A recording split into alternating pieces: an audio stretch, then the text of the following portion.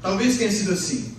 Mas o Senhor, Ele, sabe, me fazia emocionar, porque eu me lembro de quando nós nos reunimos lá em janeiro. Não sei quem estava, né? Nós tivemos o fogo na praça. Foi o primeiro momento do nosso grupo de oração no ano.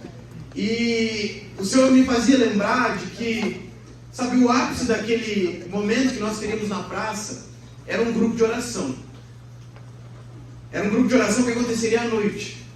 E quem estava lá sabe que esse grupo de oração nunca aconteceu. Porque começou a chover um monte. E a gente ficou embaixo de tendas. E a chuva começou a destruir as tendas. E a gente começou a sair correndo para os carros. Por que eu estou te contando isso, meu irmão? Desde o primeiro momento que nós tivemos com o grupo de oração nesse ano, lá na Praça da Catedral, o Senhor, Ele derramou abundantemente a graça dEle sobre nós. E eu quero te dizer, talvez você esteja aqui nessa noite triste. Talvez você esteja pensando, o que vai ser da minha vida? Porque o grupo de oração tem sido a minha vida. Mas eu quero te dizer, se eu e você, até essa noite, vivemos coisas extraordinárias na presença de Deus, saiba, Deus tem preparado muito mais para nós. Amém. Muito mais. Eu não sei se você gosta de séries, mas eu gosto bastante. E sabe, pensando sobre aquilo que nós estamos vendo aqui, é como se nós estivéssemos encerrando uma temporada do grupo de oração Fogo do Alto. E nas séries, às vezes, a gente se frustra com o final, sim ou não? Sim. A gente vive lá 5, 6, 7, 8 temporadas, chega no final e a gente fala, cara, não é possível que o diretor fez isso.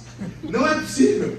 Mas eu quero te dizer, meu irmão, se você, neste grupo de oração, neste ano, viveu um extraordinário, o final será ainda mais extraordinário. Sabe por quê? Porque o autor, aquele que faz o roteiro dessa série, dessa comunidade, chamado Grupo de Oração Fogo do Alto, não são mãos humanas. É o próprio Deus. Amém. E sendo o próprio Deus, nós não podemos esperar nada menos do que tocar o céu nessa noite. Amém? Amém. Se você deseja isso, levanta a tua mão lá em cima e diga assim comigo: Jesus, eu quero nesta noite, nada menos do que tocar o céu e viver a glória de Pentecostes. Amém.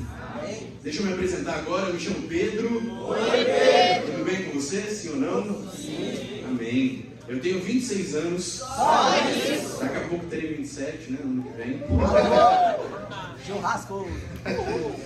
Meus irmãos, participo do grupo de oração já fazem 8, quase 9 anos.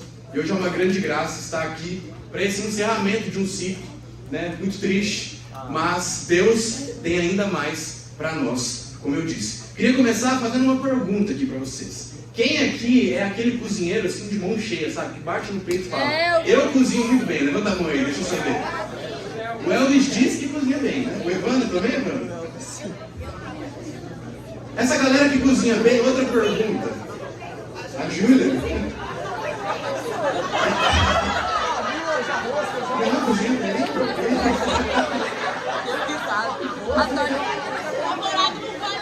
Galera, você que cozinha bem, você costuma seguir alguma receita ou você vai ali no Deus dará? Você, Elvis, você que é cozinheiro de mão cheia. De vez em quando, né? Vou contar meu relato, minha experiência. Meus irmãos, eu sempre sigo exatamente o que está na receita. E a partir do momento que acontece alguma coisa que foge de receita, eu largo mão, porque começa a dar errado tudo. E teve algo que aconteceu esses dias, né, que envolve a Ana Nery, porque tem um doce que a gente faz. Né, no grupo de oração só nós dois fazemos esse doce. É um doce muito especial. E tem uma parte desse doce na receita que fala assim, olha, você tem que bater a massa do doce até o que, Ana?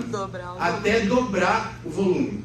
Meus irmãos, todas as vezes que eu e a Ana tentamos fazer, né, individualmente na nossa casa esse doce, a gente nunca conseguiu fazer com que dobrasse o volume. Nunca. A gente fica lá 20, 30 minutos e não dobra. E sabe por que eu estou te falando isso? Talvez você chegou aqui tentando seguir uma receita para encontrar Deus. Talvez você seguiu um passo a passo, sabe? Tentou trilhar alguns objetivos, mas você não conseguiu porque você ficava extremamente preso numa receita. E eu quero te dizer que se você falhou, talvez a receita que você estava seguindo não era a receita que Deus queria fazer na tua vida.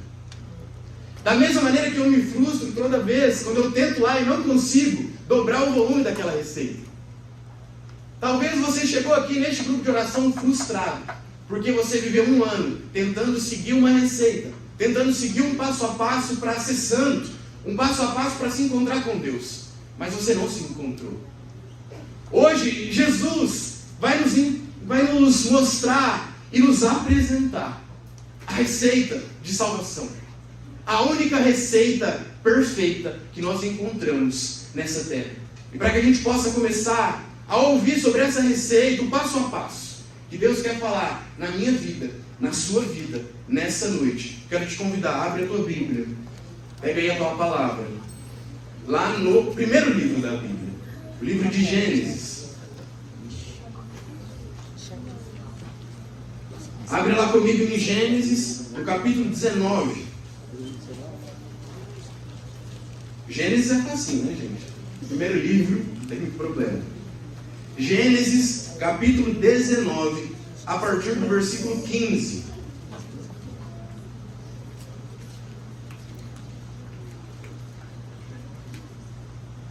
Amém? Encontramos, sim ou não? Sim. Gênesis 19, versículo 15. Fala assim para nós. Ao amanhecer, os anjos instavam com Ló, dizendo: levanta-te, toma tua mulher, tuas duas filhas, que estão na tua casa, para que não pereças também no castigo da cidade. E como ele demorasse, hesitasse, aqueles homens tomaram pela mão a ele, a sua mulher e as suas duas filhas, porque o Senhor queria salvá-los e o levaram para fora da cidade. Agora versículo 24, um pouquinho mais à frente. O Senhor fez então cair sobre Sodoma e Gomorra uma chuva de enxofre e de fogo, vinda do Senhor do céu, e destruiu essas cidades, e toda a planície, assim como todos os habitantes das cidades, e a vegetação do solo. A mulher de Ló, tendo olhado para trás, transformou-se numa estátua de sal. Amém? Pode olhar aqui para frente. Meus irmãos, quem aqui já ouviu essa palavra? Levanta a sua mão. Muita gente não ouviu, pode abaixar. Meus irmãos, a primeira coisa que Deus quer falar conosco é a respeito de uma família que viveu há muito tempo na cidade de Sodoma. Repete comigo, Sodoma. Sodoma. Sodoma e Gomorra. Muitos de nós já conheceram essa história. Aqui nós vamos ouvir falar sobre a família de Ló. E quando a gente entende um pouco mais a fundo, a gente vê que essas duas cidades, na verdade tem mais algumas outras, estavam imersas no pecado, estavam imersas na imoralidade, estavam distantes da presença de Deus. E a palavra vai nos dizer que Deus ele queria castigar, punir aquelas cidades. Só que Deus ele enxergava na família de Ló pessoas que não mereciam aquele castigo. Pessoas que eram fiéis, pessoas que buscavam mesmo viver uma vida junto de Deus. E aí nós acabamos de ler quando Deus ele envia anjos até a casa de Ló. E ele fala: olha, vocês precisam sair dessa cidade, porque vai acontecer algo terrível aqui. E a palavra vai nos dizer que eles ficam hesitando, eles não sabem se eles realmente desejam sair de lá, porque eles construíram a vida inteira naquela cidade, com aquelas pessoas, naquele contexto. E depois a palavra vai dizer que os anjos eles têm que pegar pela mão aquelas pessoas e levar para fora da cidade. Só que somente uma coisa o anjo havia pedido para eles: que quando eles saíssem de Sodoma, eles não olhassem para trás. Era somente um pedido. Eles não poderiam olhar para trás aquilo que eles tinham vivido durante toda a sua vida. A primeira coisa que Deus ele quer falar conosco nesta noite, eu e você, chegando hoje aí no season finale do grupo de oração Fogo do Alto, eu e você não podemos olhar para trás. E talvez você se pergunte: Pedro, mas como assim eu não posso olhar para tudo que nós vivemos aqui no grupo de oração? Não, não é isso. Eu e você não podemos olhar para trás para aquilo que é vida velha para nós. Se você está aqui, se você perseverou durante esse ano, eu tenho certeza que você deixou muitas coisas para trás. Renunciou talvez a lugares que você frequentava, renunciou a pessoas que te levavam a pecar, renunciou a práticas que você tinha. Tudo isso, Deus, ele olha para você, ele te pega pela mão, assim como ele pegou a família de Ló e fala: olha, eu quero te tirar deste lugar, só que você não pode mais olhar para trás. Eu e você, semana que vem, meus irmãos, não estaremos aqui. E o pedido pedido que Deus faz para cada um de nós é que nós não olhemos mais para trás. Sabe por quê? Porque quando a gente entra de férias, a gente fica sem rotina muitas vezes. E quando a gente fica sem rotina, muitas vezes a gente fica sem oração. Se a gente fica sem oração, a gente se distancia de Deus. E quando a gente se distancia de Deus, a primeira coisa que nós fazemos é olhar para trás. É olhar para as coisas que nós praticávamos antes. É olhar para aquilo que a gente fazia antes de participar deste grupo de oração.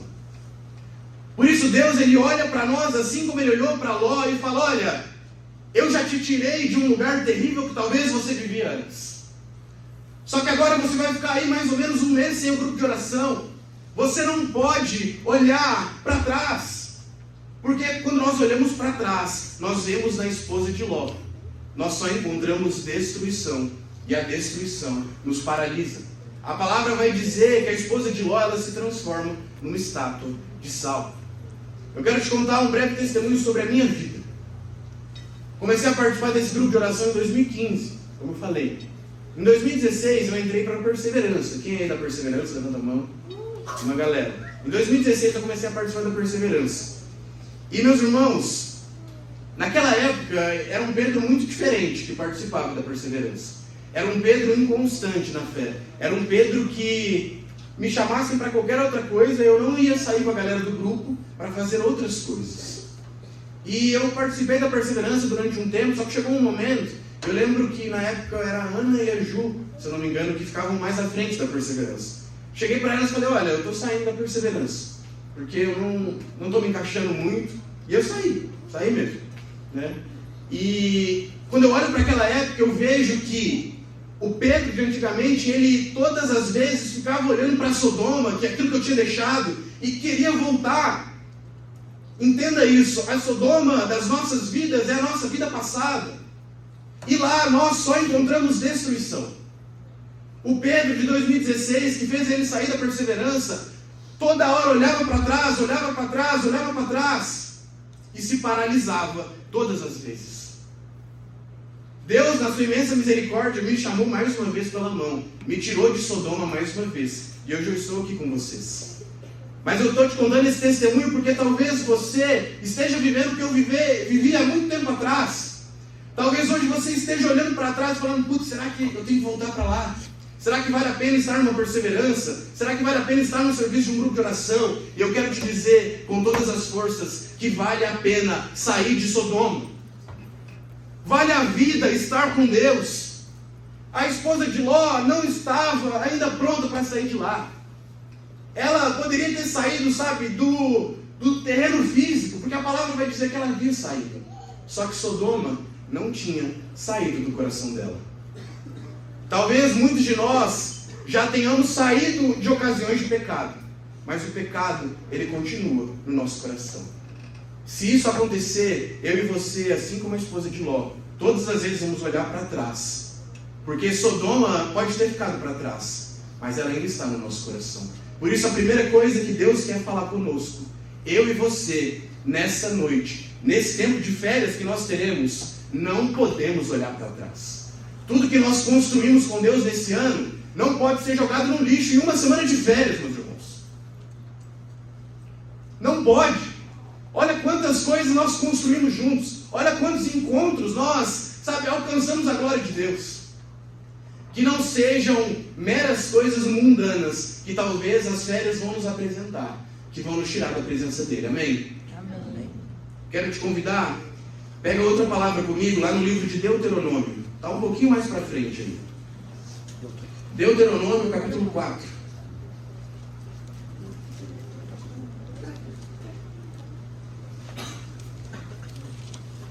Deuteronômio, capítulo 4, versículo 23.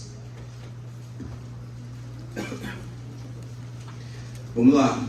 Deuteronômio 4, 23 fala assim para nós: tende cuidado para não esquecer a aliança que o Senhor, o vosso Deus, fez convosco.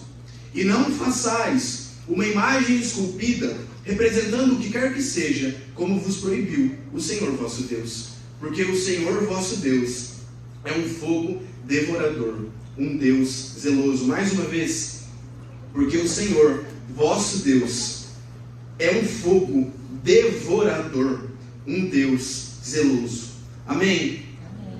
Pode olhar aqui para frente. Meus irmãos, depois de nós entendermos que nós não podemos olhar para trás, para aquilo que nós deixamos, renunciamos nesse ano, o Senhor, Ele quer olhar para mim e para você nessa noite e falar: filho, filha, não se esqueça, escuta isso, não se esqueça da aliança que o Senhor fez contigo nesse ano. A palavra vai nos dizer muito bem: tende cuidado para não esquecer a aliança que o Senhor fez contigo. Eu quero te dizer, meu irmão, a partir do momento que você sair dessa porta, o mundo, o maligno vai fazer de tudo para que você esqueça o que você viveu com Deus nesse ano no grupo de oração. A aliança que você e Deus construíram, a aliança que nós, enquanto grupo de oração, construímos, o maligno vai fazer de tudo para que nós saiamos daqui e destruímos essa aliança. Por isso eu preciso que você entenda, e Deus, Ele quer falar mesmo diretamente a cada um de nós. As tribulações, as tentações, elas virão. Só que quando nós olhamos para Deuteronômio, nós vimos que o nosso Deus é um fogo devorador. Ele é um Deus zeloso. Nas tribulações que virão, e aí eu quero te dizer que virão muitas, muito mais do que nesse tempo que nós vivemos aí de ano, entre aspas, letivo do grupo de oração. Porque Deus, Ele nos manda agora em missão. E o maligno vai agir, ele vai tentar nos tirar da presença de Deus. Só que quando nós temos o Senhor gravado no nosso coração, quando nós estamos enraizados na aliança que Deus fez para nós, as tempestades, as tribulações, as tentações virão, mas nós estaremos enraizados naquele que é um fogo devorador. Um fogo que a partir do momento que alcança o meu e o seu coração, não tem mais volta. E talvez uma dúvida que pare no seu coração seja: Pedro, mas quando as dificuldades virão, eu não vou ter mais um grupo de oração para me amparar. Eu vou lutar sozinho muitas vezes. E realmente, meus irmãos, a maior parte das nossas lutas desse tempo, ninguém vai ficar sabendo. Porque a gente não vai estar aqui reunido. A gente não vai ter aqui, aquela conversa mesmo, face a face. Talvez muitos de nós iremos lutar a luta das nossas vidas em dezembro, em janeiro. Deus vai exigir muito de nós.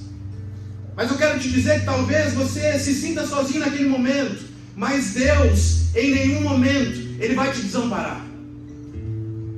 Deus, em nenhum momento, vai deixar de te honrar nas lutas que terão.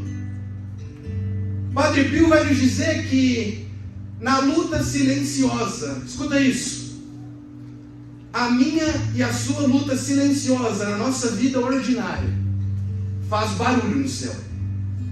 A sua luta silenciosa faz barulho no céu. O que o Senhor quer falar conosco?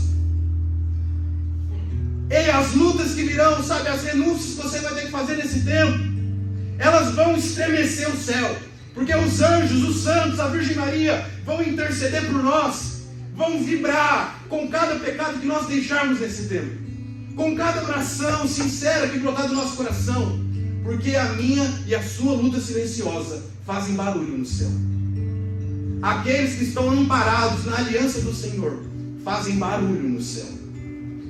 Por isso, a segunda coisa que Deus quer falar conosco: fogo do alto, não se esqueça da aliança que eu construí contigo.